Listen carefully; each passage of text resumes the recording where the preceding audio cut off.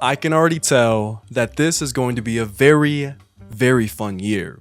The conversations in and around fashion have never been more exciting as they have been heading into 2025. And with all of the big fashion moments that took place in 2024, I believe that 2025 is going to be an even bigger year for the world of fashion. And as per my civic duty as a fashion MF with a microphone, I asked some of you guys, what are your hot fashion predictions for the new year? I received a lot of great takes and some less than creative ideas, but regardless, these are the hottest fashion predictions for 2025.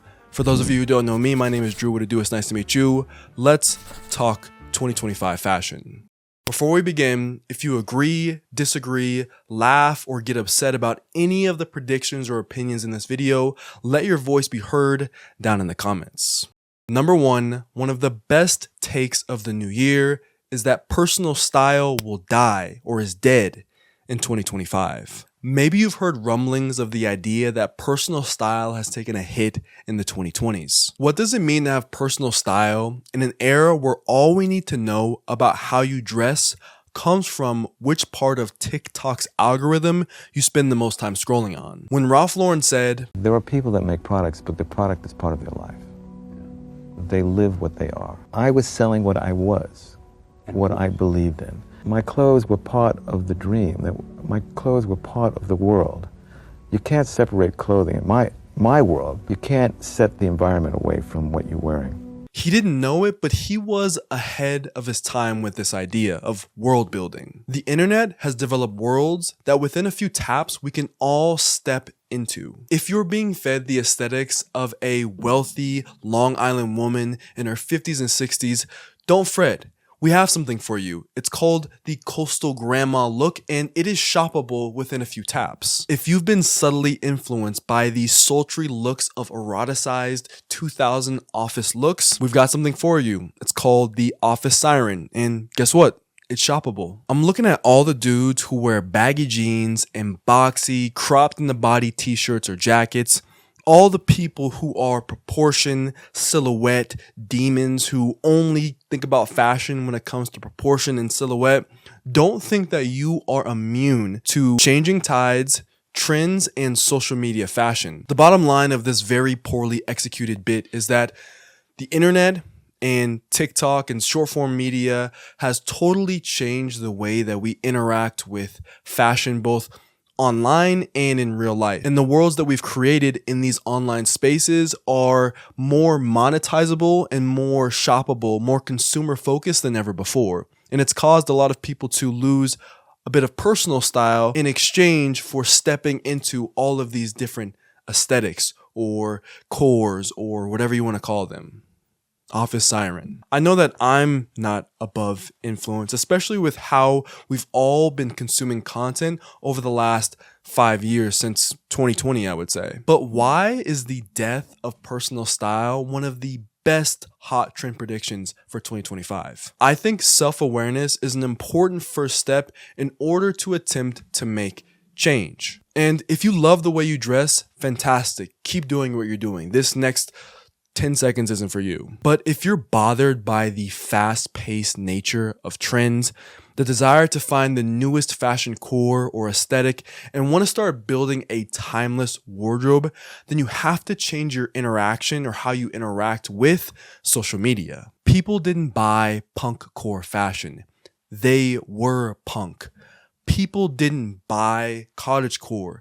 They lived on cottages and wore clothes that fit within that lifestyle. And in today's era, in 2025, a lot of people want the clothes, but not the lifestyle. So there's no personal relation to the clothing with the environments that they're living in. There's no personality within the clothing. It's just aesthetic hopping from one trend to another. Some of you might be offended by what I just said. I'm kind of offended of myself for what I just said, but I'm not going to sit here and demonize this line of thinking altogether. I think, to play devil's advocate, as a bit of self-contradiction, I think there is some value to recognizing aesthetics and this idea or this expression of world building within fashion. Martin Margiela in the 80s and 90s did a fantastic job of bringing you into his world of design. And of course, there are still brands that do a fantastic job of world building. And there's a lot of debate. There's a lot of nuance in this idea that personal style is dead. You could argue that personal style is flourishing more than ever before, but I think that a lot of people see the internet and see cores and aesthetics and how people dress based on algorithms as a death in personal style. People are acquiescing or they're becoming an aesthetic without living the lifestyle. And there's a disconnect for some fashion thinkers who just don't like that idea. I'm not saying I'm one of those people, but I'm presenting the idea to you. Hopefully that's the point of this. What do you think? Is personal style becoming less relevant in 2025? Or is there some weird reality where it's the opposite and people are actually dressing more personably than ever before? I plan on making an entire video about this topic, and if you want to see that, make sure to like and subscribe to my channel. Number 2, skinny jeans are coming back.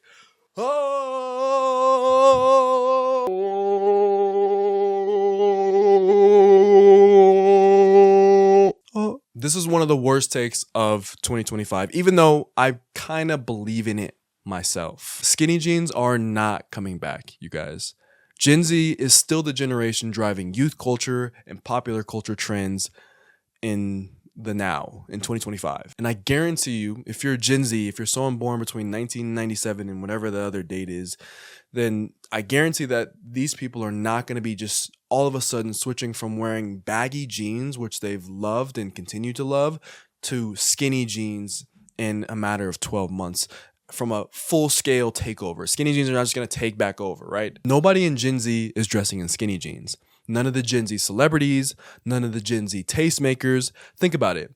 Gen Z brought back jorts, low-rise jeans, and big, and I do mean big pants. And you're telling me all of a sudden people are going to change that silhouette in 2025 because are they bored of baggy jeans? If anything, I think jeans could get even baggier. Honestly, they could get even bigger, but don't quote me on that. The only way that skinny jeans become popular in 2025 is if every influencer, every celebrity, every tastemaker in the world collectively says, okay, we're done with baggy pants. It's time to move to skinny jeans. And even if that were to happen, I guarantee by the end of the year, most people will stay with wider silhouettes, and they'll probably say that wider silhouettes are more flattering in general. Some of the other fashion YouTubers are saying that pants will get skinnier. They won't become skinny jeans, but maybe they'll become regular fitting or straight fitting jeans that will become more popular. But after what I saw in 2024, I feel like I have to push back on that.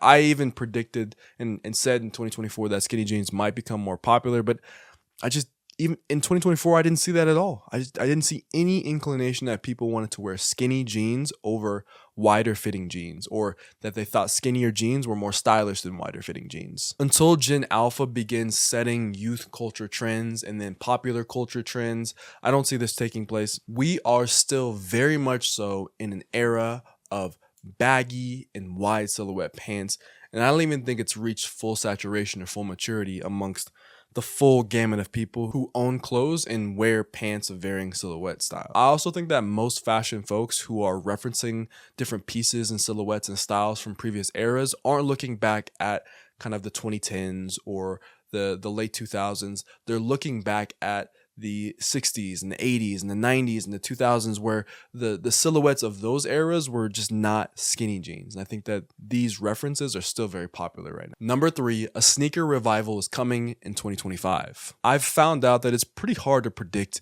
new trends, but it's even harder to predict when old trends will become popular again. And in the case of sneakers, sneakers are in a rough patch in the eyes of a lot of people. There could be a sneaker revival in 2025, but I highly doubt it. But here are some facts about the sneaker world that might play into a sneaker revival or might play into the shifting of culture in the sneaker world.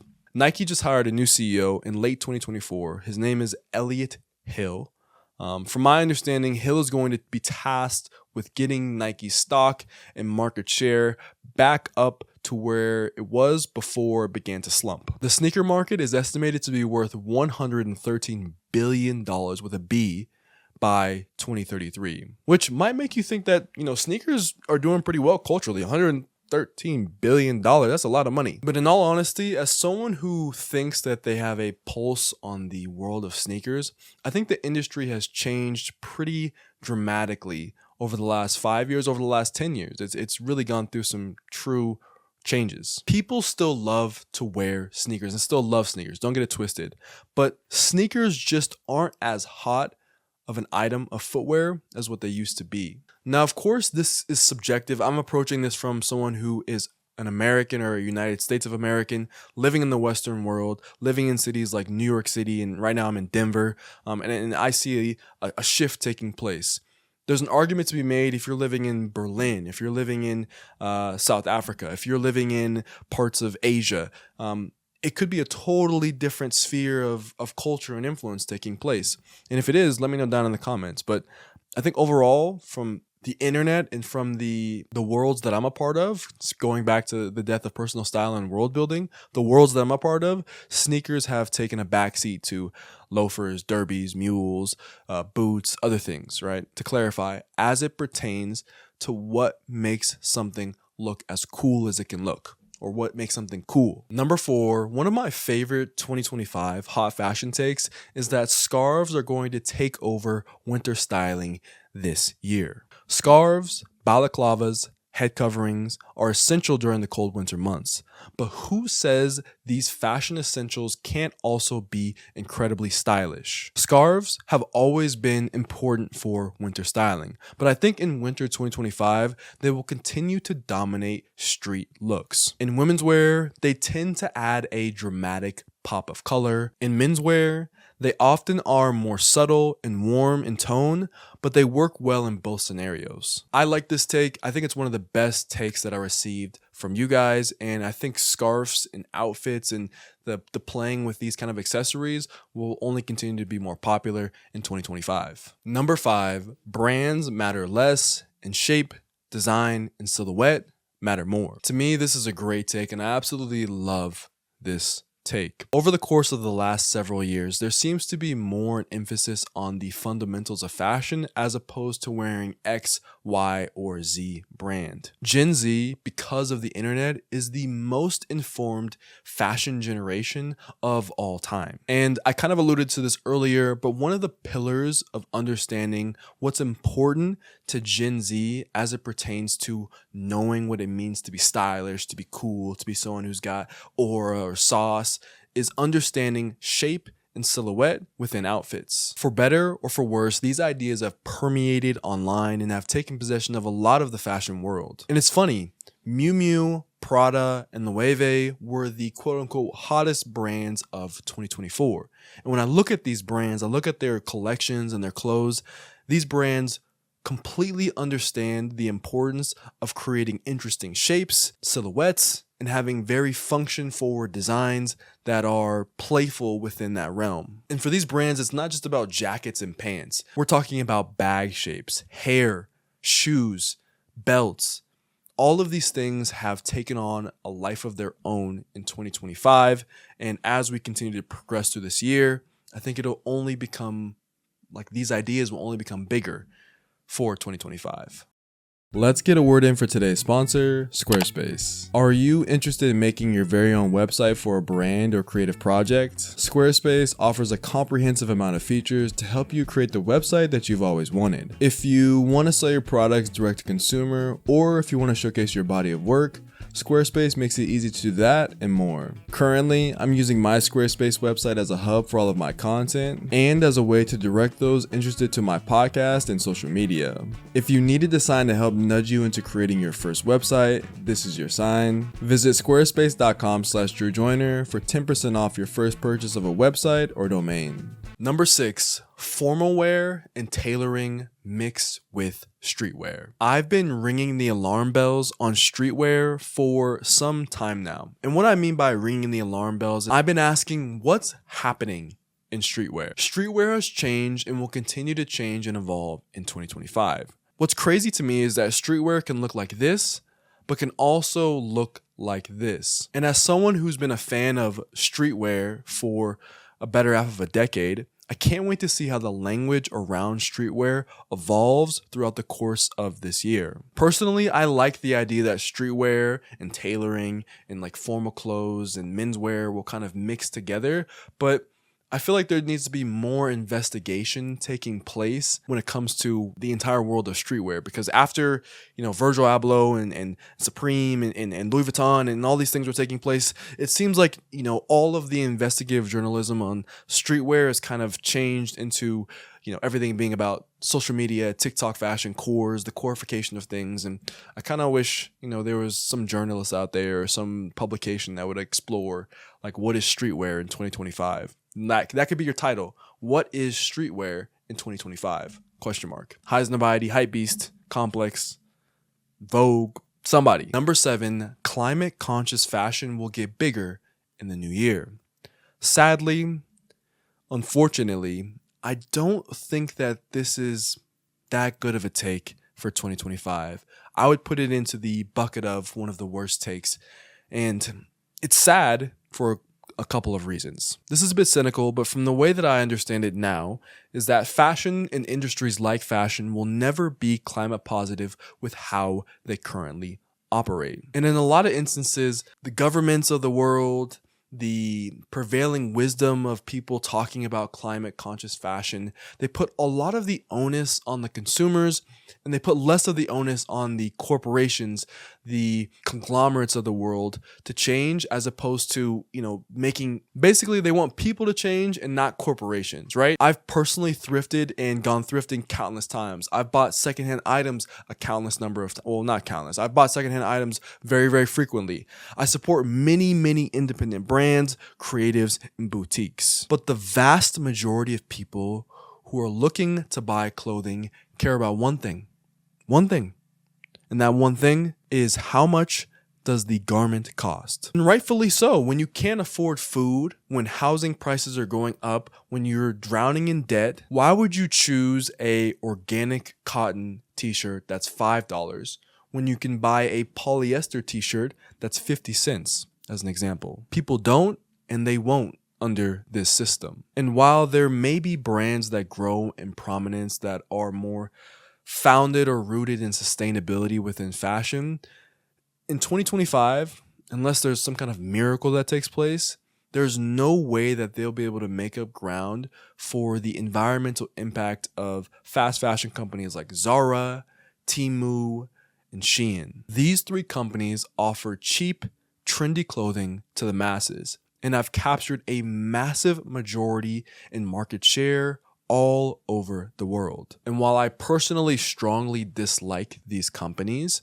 there would need to be a seismic shift taking place, or something that would take place to change the macro culture of how the majority of people consume fashion online and in real life and in all the spaces, in all the worlds. As long as these companies are as big as they are, the environment is Comment part 2 if you want to see a part 2, and if you have any opinions about the ideas that I talked about in this video, drop them down below. As always, I'm spreading peace, love, and positivity in 2025. So that means I'm spreading peace, love, and positivity to you and everyone who's alive. Wherever you are in the world, have a wonderful rest of your day. Abianto. Peace. Yo, what is good, post-vid? Welcome to the first post-vid of the year, the first fist bumps of 2025. Reach out your fist. Give me a fist bump right there. Bop! Thank you so much for staying to the end of the video. 2 times for the beginning of 2025. Got to get us right. Bop! I appreciate you immensely for staying to the end. Are you excited or nervous about 2025? Let me know down in the comments, excited or nervous. I'm personally excited about 2025. I consider myself to be an optimist in all regards. And so for whatever reason, the way my wiring works is that I'm always going to think of the positive, the good outcomes, the things that will be working in mine and your benefits for the new year. So that's where I stand. Let me know how you feel down in the comments. Hashtag PVV when you answer. Let me know if you want part 2 in this video. Love y'all, PVV. We'll see you next week or whenever I see you. Okay? Peace. Love you. Bye.